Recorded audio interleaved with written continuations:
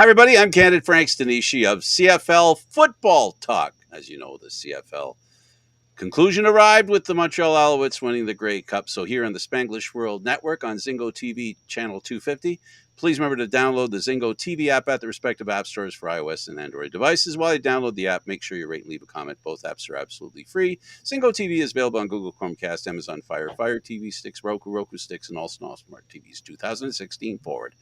And don't forget to join us on Candid Stanisci 1030 on YouTube. Now joining me is the brains of the operation, David Morassutti. David, how you doing, buddy?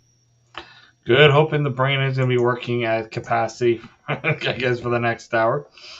Welcome to the program. And for those of you that are watching, thank you for joining us. We hope you enjoy what we have to say. And you could play along if you like. You can message us and hopefully we'll respond to whatever you have to ask.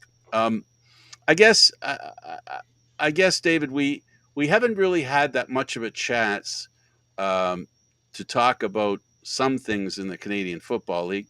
Which ones do you think are the stories that we should or can talk about? Well, I mean, we pretty much spent a good part of the show last week wondering why didn't the Hamilton Tiger Cats name Scott Milanovich the head coach when they made the management changes, only for the next day for them to name Scott Milanovich the next head coach of the Hamilton Tiger Cats. They always do those things after the show. It's like they're watching and they're going, we're not going to tell them. We're not going to let them talk about it. But we pretty much said everything that needed to be said about that situation. We knew he was going to be hired. Why did we know he was going to be hired? Because the one other job that he may have been employed for was the Regina team, the Saskatchewan Roughriders. Well, the former Argo defensive coordinator, Corey Mace, took that job. And it pretty much was a done deal in my mind. And I know you agreed with me. And as it turned out, they did finally announce that he was the head coach. Now, maybe they wanted some space in between the announcement by Saskatchewan. Maybe there were a couple of, fine points they needed to iron out. And the signature wasn't going to be put on the contract until the two of them or one of them or either of them were happy with the arrangement and they understood going forward what the next steps would be. Yeah, you have to make sure that everyone's on board, right, with the plan, right? You're not bringing a head coach who, may not have been fully comfortable with how things went last year and may have his own ideas. And if it doesn't line up with what they want to do, what the team wants to do, guess what? That guy's not going to get the job, right? Absolutely. Pretty simple, right, in that regard. So I know that some people are curious of the decision to hire Milanovich, but it's like you're getting a guy who has won multiple Grey Cups, one as head coach, a couple as an assistant, one that knows the CFL game very well, and one that will hopefully help the most important position on your roster that has been an issue since you last went to the Grey Cup, and even then there was some question marks about that position anyways. Like, I think it's a smart hire. I think you couldn't really go with an unproven person at that position if that was what they were planning to do. I think it's safe to say that they did what they did because it was important that they take the next step. And the next step for the Hamilton Tiger Cats is kind of hopscotching around, right? Because, they were at 2 Grey Cups in a row. They couldn't figure out how to get it done. They have since not had a very successful couple of years. They've regressed, they've done what they could in as far as, in their minds at least, get the best quarterback available in Bo Levi Mitchell. Mm-hmm. Last year, it didn't work out for them. There was clearly a relationship issue, which we could surmise what the problem was. And the question now becomes, was Milanovich interested in having Bo Levi Mitchell? I'm wondering that for that amount of money, I'm not sure. I'm not sure Milanovic wants Bo Levi Mitchell. Milanovic knows more than anybody, in my opinion. This is just an opinion. He's not calling me and asking me for advice. Mm-hmm. But the fact remains, he's a pretty smart quarterback coach, right? He knows what's going on in the Canadian Football League. He also knows one of the most important factors in making a quarterback's life good and him him become being able to execute the plays that he wants played. He needs an offensive line, and every dollar he gives more than he feels he should give to the quarterback is money that could be spent on the offensive line. That's my opinion. I'm not, I originally was against Hamilton doing what they did with Bo Levi Mitchell. Love the guy, love the player. He's going to be, he's going to be in the Hall of Fame, well deserved. But there is a reality about cost. Mm-hmm. There is, and look, if you are looking to get the most out of Bo Levi Mitchell at a older age, or even in the later years of his career, Scott Milanovic can probably do that. Scott Milanovic, let's not forget, wasn't. I don't think he was with the team right at the beginning. Mm-mm. Right? Because he was a consultant, he wasn't really a coach, right? I'm just trying to remember when exactly he joined the organization. I think he joined the organization the year before, at the end. Because what you're thinking is he didn't start at the beginning of the season. It wasn't this year that he didn't start at the beginning of the season as the offensive coordinator, but he did later in the season. I'm just wondering whether he was there last year. I'm beginning to wonder. Jim left the year 2 years before that, so it might have been last year that he was there. You can check. I think he was there last year as a consultant, and then this year he joined the Tiger Cats as a senior assistant coach. When? I'm trying to figure that out. Oh, okay.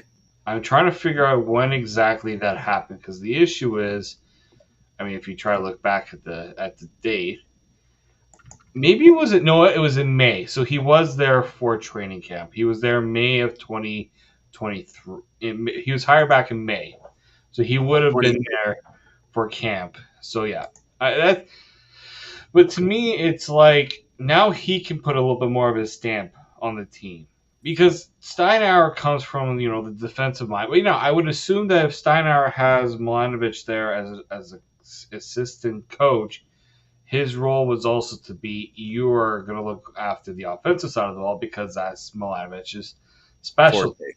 Yeah. Right? But we also not forget, they had an offensive coordinator there who eventually, mutual parting of ways, another way of saying, this is not working, we need to go in a different direction. I wonder if that meant also that he was willing to walk away from his contract, because that would have helped. Well, I don't know, though. I don't know how that works exactly. Personally, I don't think you're going to walk away from money that's owed to you through a deal. But Milanovic was already on staff, so I'm guessing they would have figured out a way to make that all work. Because he'd need a bump. Yep, of course. I mean, now he's getting a bump. Steinauer, I don't know how much of how that whole, again, we don't know exactly how it's all working out.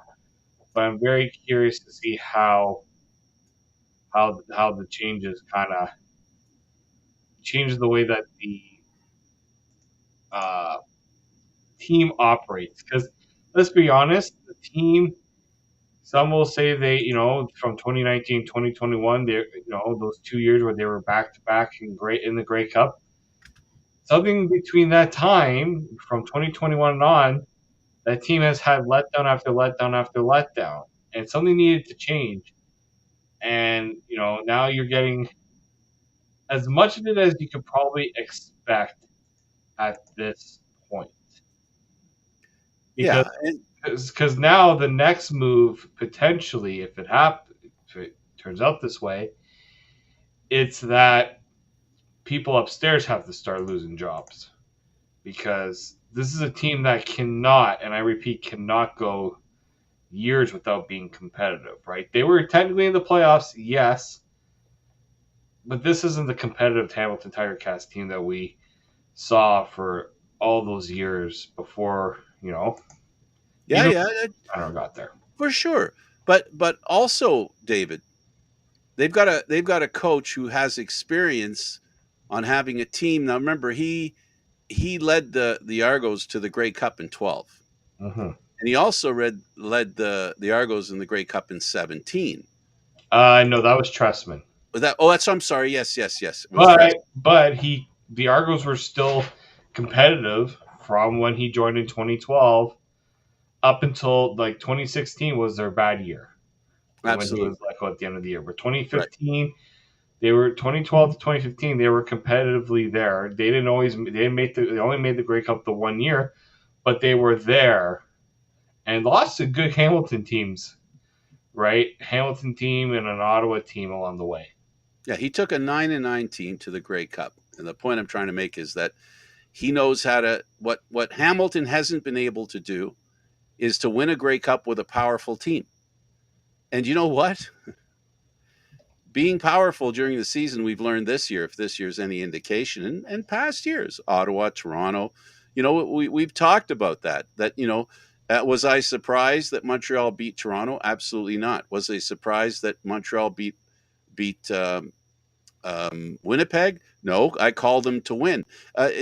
For me, it's about a coach who understands how to get to the point of momentum and how to maintain that momentum. The Canadian Football League, it really is the big story when the season starts.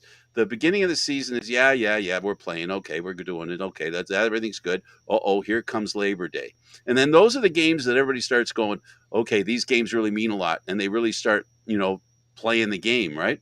And it's from that point on how you play going into the playoffs becomes very, very relevant. And I guess the point I'm trying to make is Milanovic knows that more than anybody. His Argo team, that's what they did. They got on a roll just like Montreal.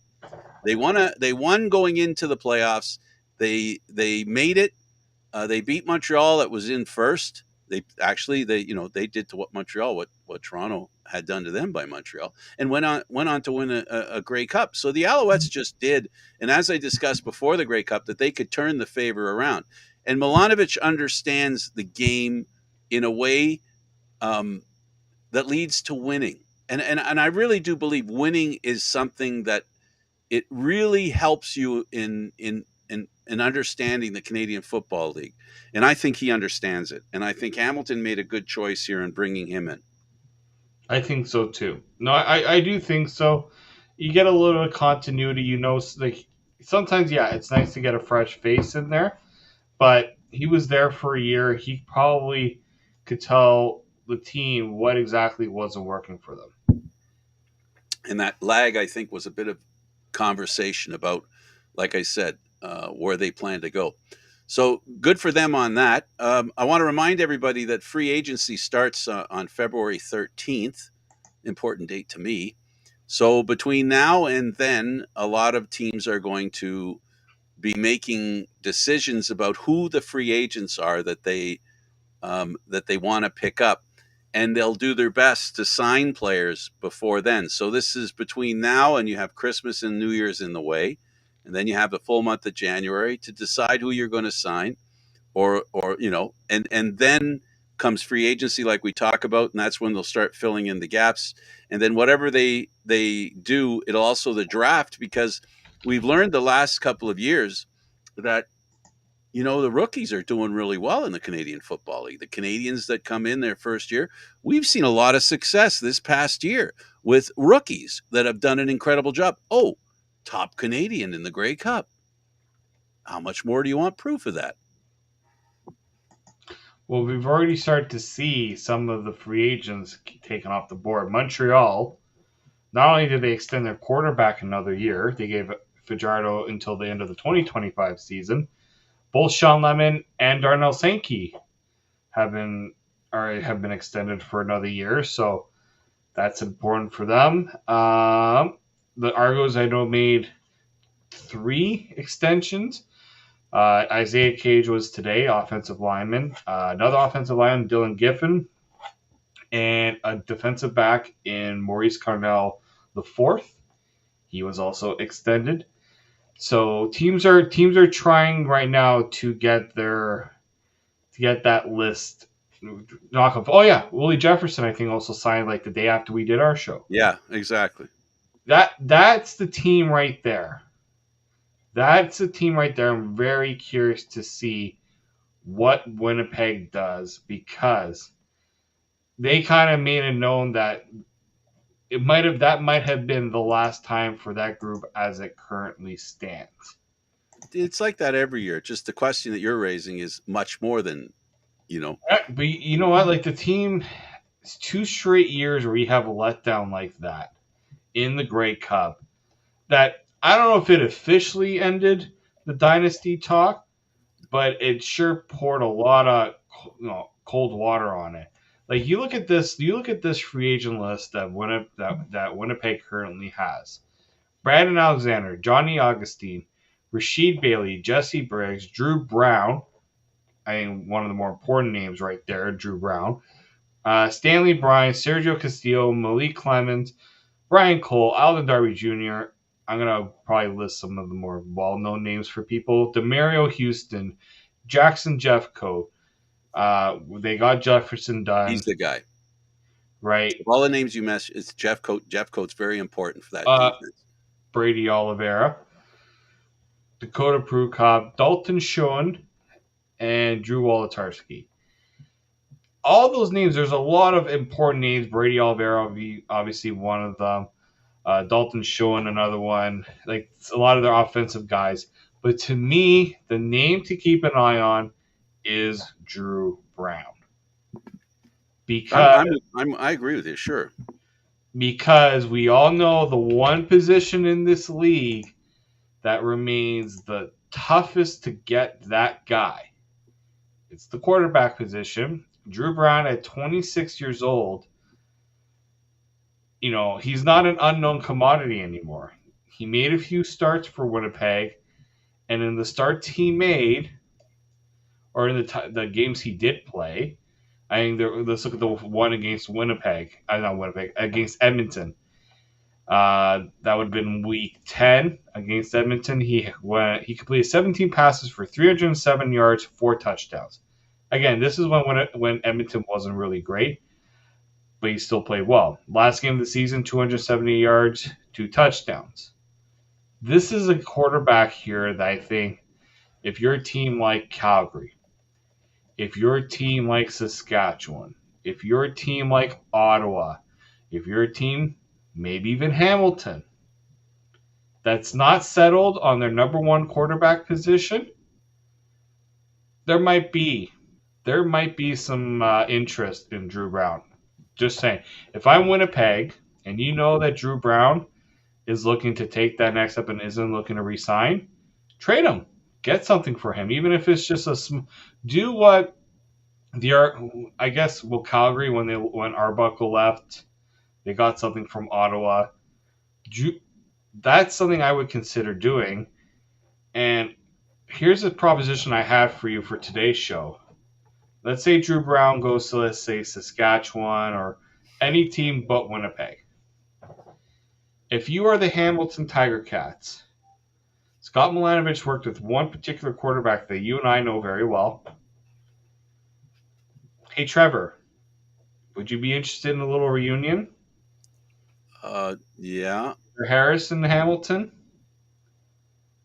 I know he liked what he did in Saskatchewan, but health, not just health, familiarity. Work with a quarterback, work with a coach that, let's be honest here, got him his start in the CFL. And you're basically saying the same thing that happened with Montreal, right? Yeah, the head coach went to Montreal and he said, "I know that quarterback. I'll bring him with me." Mm-hmm. So that could be something that could happen. I really believe that Drew Brown is going to draw a lot of interest. The irony, I'll put the irony out there, and that is that Winnipeg finds himself now with a backup quarterback of a good reputation, much like the Argos did when they lost Caleros to Hamilton. the same kind of idea. And I wonder if Milanovic is, what he's thinking that he needs is a quarterback. Would he be willing to say, "Hey, let's go get this Drew Brown guy"? They'll have to pay him a little bit, right? They won't have to pay him super starter money, but they'll They have to won't have give to him a pay him decent. Levi Mitchell money. Yeah, they won't have to give him Bo Levi Mitchell. Well, the money that they gave Bo, I don't think anyway, and he might be a better fit in Hamilton. The biggest thing that Hamilton with Milanovic that I think what we'll see, Milanovic has a way, and he's a part of. You talked about Harris. He's a part of Harris, Caleros, and Ray together on on the same practice field. So he knows how to deal with talented, a handful of talented quarterbacks. So he could in fact bring Brown in, and I still think they've got a pretty good quarterback in Hamilton, other than you know than Bo Levi Mitchell, and I think they might go for something like that. But I like what you said about Saskatchewan. Saskatchewan, it would be one of They're the those. biggest wild card to me. Well, to be doing two things, right? They'd be strengthening their quarterback position and weakening their main opponent in the Winnipeg Blue Bombers. This is what Zach Clero said at the end of the year about Drew Brown. Under the right leadership and coaching and play calling and all those things, I think he can be one of the best, if not the best guy in the league. I truly feel that way about Drew. If you're the Winnipeg Blue Bombers, you're like, Zach, don't say that. But it's a reality. I saw it as soon as he made that first start when Winnipeg, not even his first start, when he came in for Caleros. Yep. I said Winnipeg's not gonna be able to keep this guy. This is like when Toronto had behind Ricky Ray.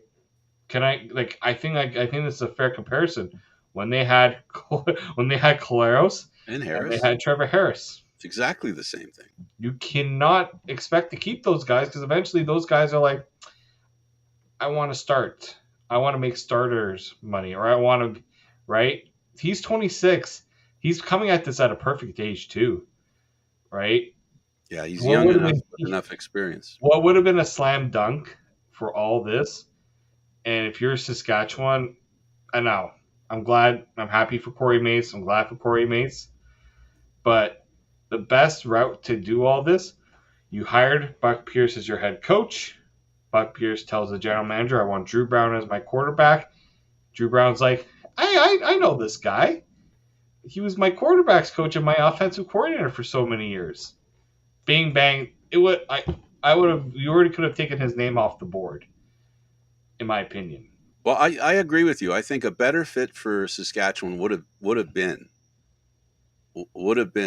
moving the head coach from the offensive coordinator from Winnipeg to Saskatchewan. I'm curious to see. Corey Mace is awesome. Like, he's done nothing but great things wherever he's been, and he's been a quick study. He came here not as a defensive coordinator. He became a defensive coordinator in Toronto, and he picked it up pretty quick. So now he's going to pick up being a head coach. But I really believe in some ways in the Canadian Football League, I think head coaches that have an offensive experience, I think, have a better chance of being successful. It doesn't mean they can't be successful if they're defensive coordinators or special teams coaches. It's just I think you have a better shot if you understand offense in the Canadian Football League. No, I do think so. And we know who the offensive coordinator is there now. The name is Mark Mueller. He's the offensive coordinator. So, Mueller spent time. I think he started his career in Calgary, which is funny because he started his career in Calgary as a defensive assistant, but then he became the quarterback's coach from 2020 to 2023. But he's been with Calgary since 2014. So this is obviously somebody Corey Mace knows very well. and I'm curious to know where he because the quarterbacks coach and the offensive coordinator is going to have a huge say in who the team decides to go with at quarterback. Absolutely. Right? If the head coach obviously will have a big say, but if your offensive coordinator or quarterbacks coach doesn't have faith in the guy you bring, he has to sign off.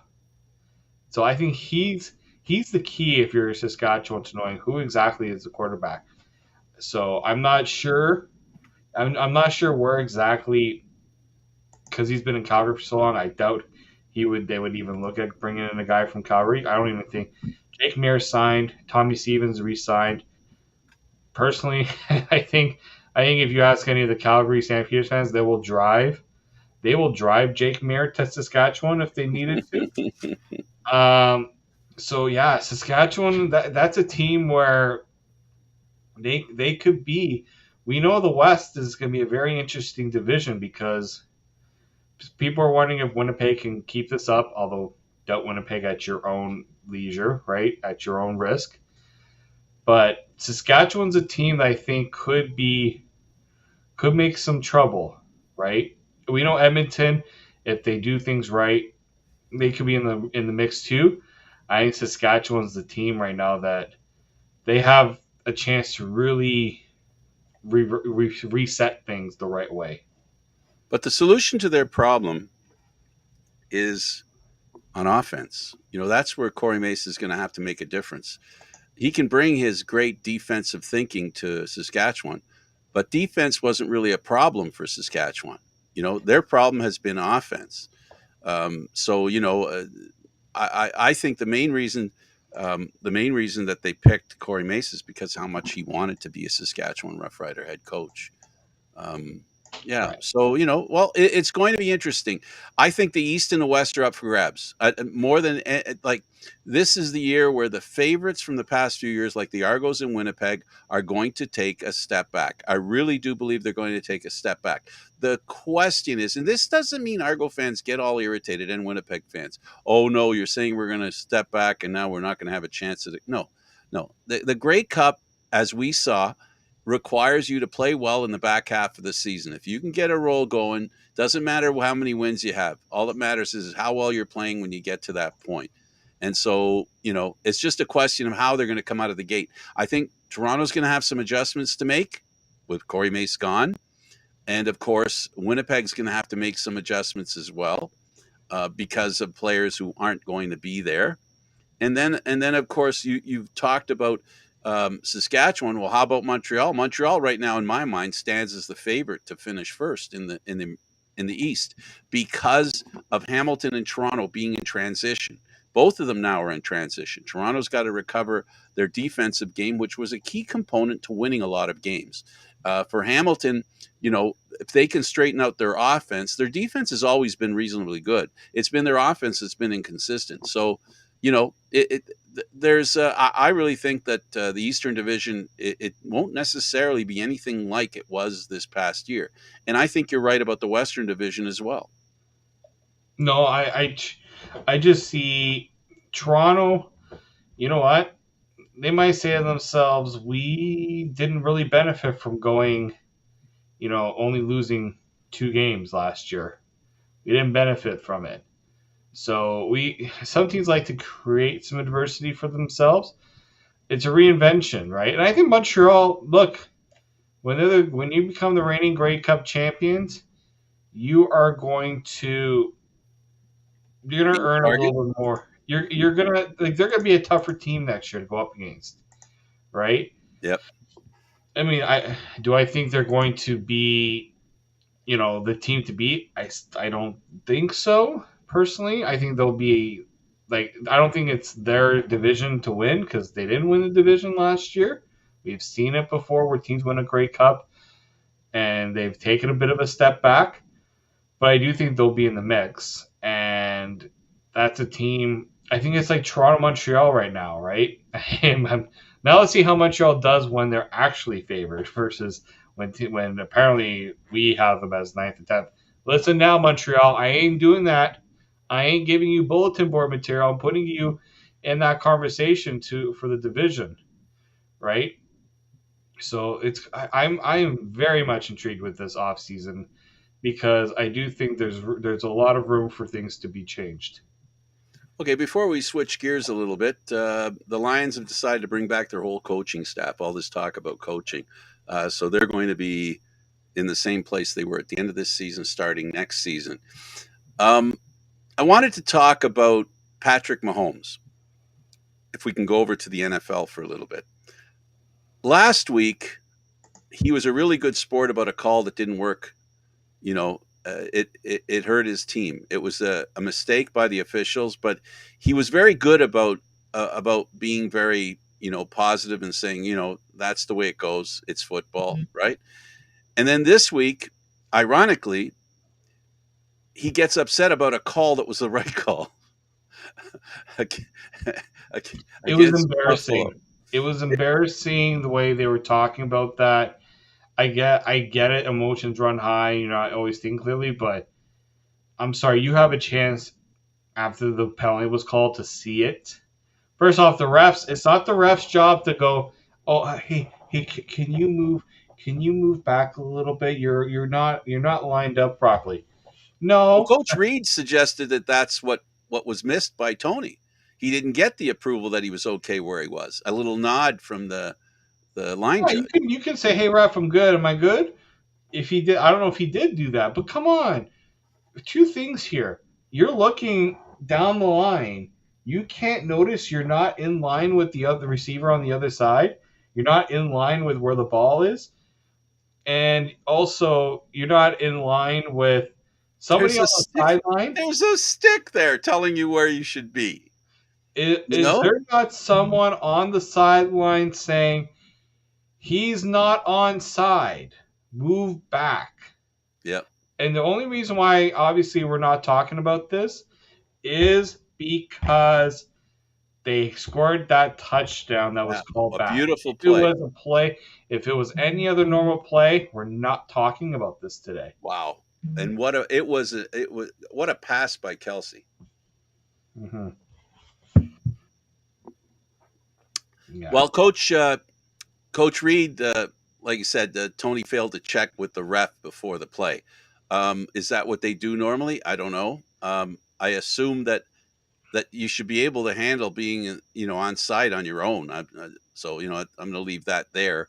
The embarrassment is that it was such a great play that was wiped out. An incredible win, the kind of win that's a very big confidence builder. KC, like Buffalo, has had some tough losses this year. Not as many as Buffalo, but I think the best thing that can be said here is that Buffalo has given themselves a little chance to make the playoffs. It's going to be tough. It's not going to be easy. Kansas City has to overcome two losses now back to back, one on a call that didn't work their way, and one that was their fault. And it's too bad, but that's the fact. The fact is there was an offside. The officials made the right call. Sorry it ruined a great play, but the officials aren't there to make calls that are And based on. I said to somebody, imagine if they didn't make the call. Oh, that would have been worse. Like you think, Kansas City. Someone said, "Well, it's a win. You celebrate a win," but you feel good winning, knowing that you shouldn't have won. So, hey, Kansas City has. I'm sorry. How many games have they? They decided last year. Well, not yet last year, but the offseason of last year, that they did not want Tyreek Hill. Tyreek Hill, they had to move on from him because obviously Money. money, but also they want to do other things. And they've been paying for that decision. Yeah, they won a Super Bowl, but those issues were around last year too, right? They had such a good game plan that it worked for them. They didn't win that game convincingly against the Eagles last year. And I'm sorry, they're punching above. They were a team punching above their weight too. And I also think that, that's a team there that needs to bring everyone in and be like, we can't be beating ourselves. They're not really losing. They're losing games because they're beating themselves more than sometimes than their opponents beating them. Like Buffalo didn't look that great. They haven't looked that great for a while. Like Buffalo can celebrate that win because they found a way to prevail. But that's not a that's to me that's a more of a oh my god we finally won a game rather than we can win, we can beat this team. So I think when you look at that game specifically, like Kansas City probably should have won that game. And when that penalty was called, you could tell Mahomes it was bothering him, and it impacted that fourth down play, and emotions just got to him. And it's unfortunate because you're not seeing that usually from Mahomes, but that's the nature of it. To conclude the conversation about that game, Mahomes and Reed are under review by the NFL. Their post-game comments are being looked into. They should be fined. And we'll see what ends up happening. The next thing I wanted to talk about in the NFL, the Dallas Cowboys. You know, it seems for the past handful of years, they were the team that was supposed to make it. Yeah. Okay, I'm not sucking up to you. I'm just telling it like it is. For the past few years, David, they're a team that, you know, a lot of people had faith in before the season started, and they just didn't finish the way people thought they could. This year could be finally the year for the Dallas Cowboys. If it is, we know that they've been winning on a consistent basis. Their offense is outstanding. Their defense is pretty good too. Why do you think the odds on them winning this year a Super Bowl, what has caused the improvement in your mind? Well, Dak Prescott has, I think, taken more command of this offense. He's healthy too. That doesn't hurt. He's healthy. He's playing with confidence. They're not trying to do too much. I think Jake Ferguson, the tight end, has really come in of his own this year. CeeDee Lamb, like we all know CeeDee Lamb's a good receiver, but he needs guys around him to do well. And it's funny because the running game hasn't been as good, you know, with Zeke Elliott gone. Tony Pollard's been good, but has not been as good as he was last year. But it's the defense. It's the defense. They give that team opportunities. Micah Parsons is a star on that defense. They lose their top cornerback in Trevon Diggs, and they haven't missed a beat. The first game was bad. I think there was a lot of emotion in that game, and San Francisco was just beating up on everybody. But Deron Bland has been the unsung hero of this team. And, yesterday, Stephon Gilmore, that trade, like, he has just been, what this team needs, right? That veteran presence. Like that, the defensive back, the only concern I had with that defense was their ability to stop the pass. And they've shown that they can. Like that game against the Eagles, the physicality that they played with, I hadn't really seen from the Cowboys all year. And that's the type of play you're going to need if you're going to want to be in the conversation. So I think it was important for Dak to show that he could beat a team that was, a contending team, because we kept hearing, they're beating up on non-playoff teams. They're beating up on non-playoff teams. They beat the team with the best record in the NFL. And the team people have ordained to represent the NFC in the Super Bowl. Mm-hmm. Yeah. So that's a big win. I always tell people, though, as a Cowboys, somebody who has watched the Cowboys for a long time, means nothing until the playoffs. Well, these are important wins. These are building blocks. These are things they need to go through now. When they lost to the 49ers, it's good they lose to this now rather than the playoffs. Because now they can kind of realize what they need to do better. Because I still think it's the 49ers division to lose. They're the class of the NFC. No ifs, ands, or buts about it. But, as we have seen this year, the 49ers are beatable. They are beatable. And the Cowboys need to have that attitude, right? They can't say, yes, you have to respect your opponent, but we can't respect them to the point where we're not playing our game. I'll answer the question why I think what this year makes the Cowboys more successful. Their defense is still as good as it's been. The difference has been the defensive given Dak Prescott good field position, and he's taken advantage of it this year where he hasn't in the past. So it is teamwork, and defense can help with the offense, and I think it has with Dallas. And I think they've done well with the opportunities they've been given.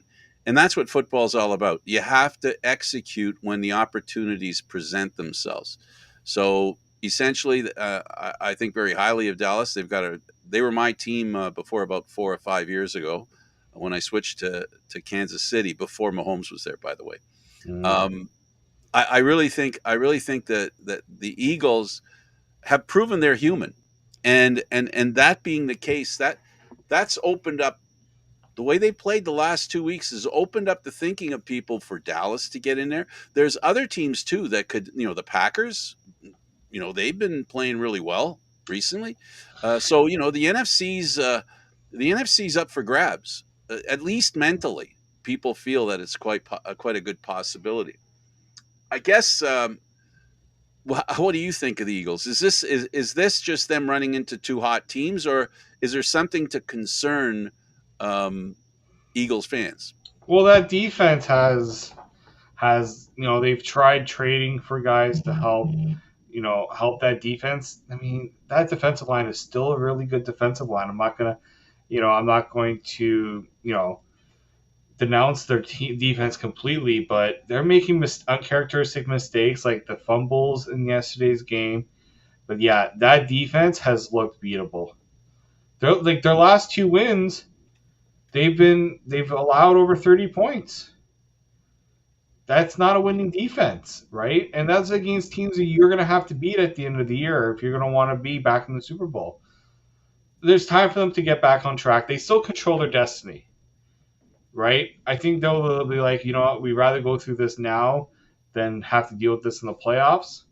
But they got to figure out something on defense. Although, and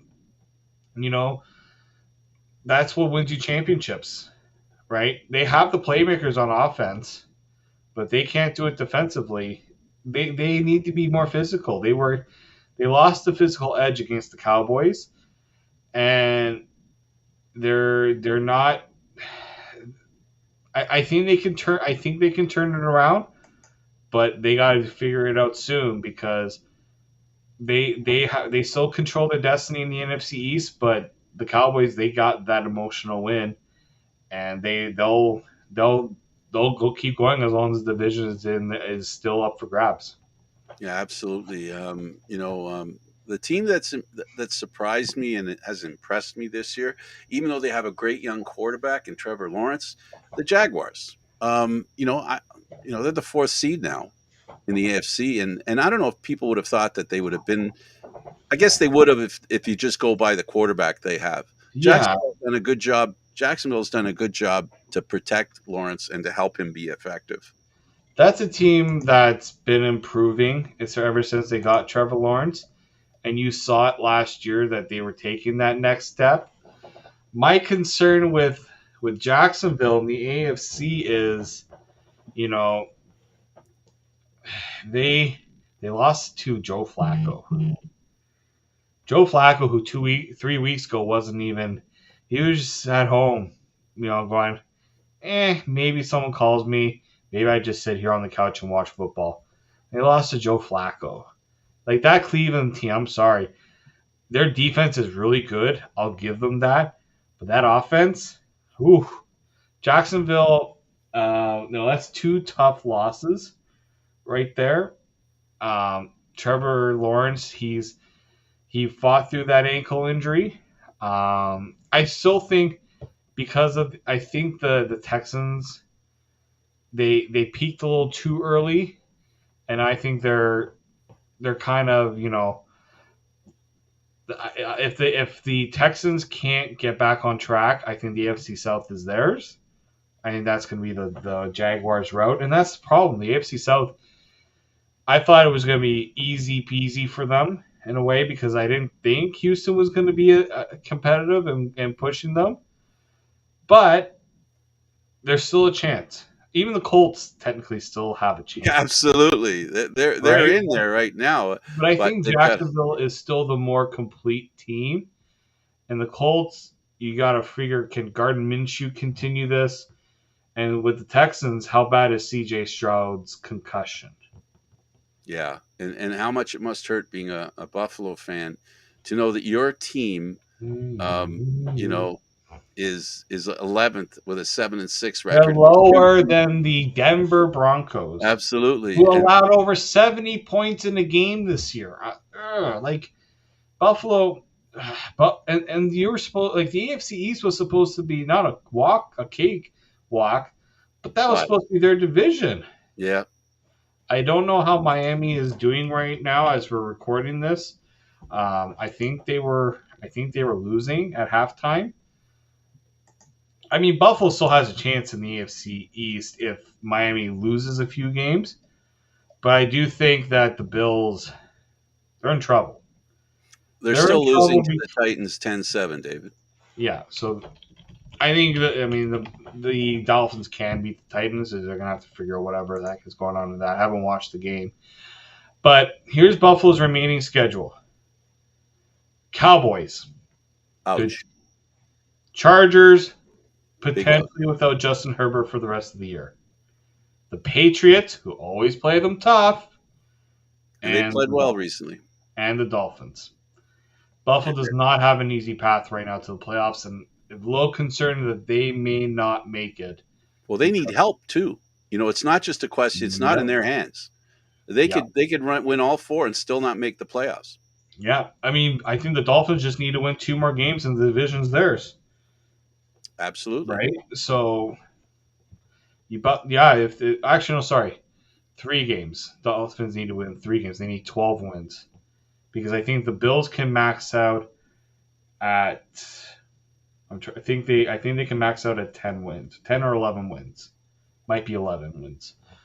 So, the Bills have to win out and pray that one of these teams doesn't. The wheels come off. Exactly. Yeah. Not a good position to be in. No, and they only have themselves to blame. And this off season's going. I know it's a little too early to talk about the off season, but I really can't believe that the off season is not on the mind of the management of the Buffalo Bills. I mean, I'm sure they're dreading this season coming to an end because all the questions are going to come. You were the favorite to take the conference. What happened? Mm-hmm. And then you have mistakes made by the head coach with finding motivation in the wrong place. I think that's enough. Everybody knows what happened there.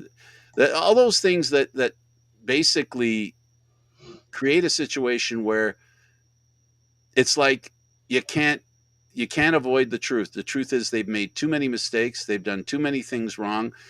And I really believe that Buffalo now in the offseason, their quarterback's going to want to see receivers that actually catch the ball. I mean, I can't blame the quarterback for what's going on. I don't think it was his fault. I saw a lot of games. I'm not a religious. I don't watch the NFL as much as I watch the Canadian Football League. But the little bit that I've watched, they could have won games they didn't win that would have put them in not just the hunt for a playoff spot, but a pretty secure place in the playoffs.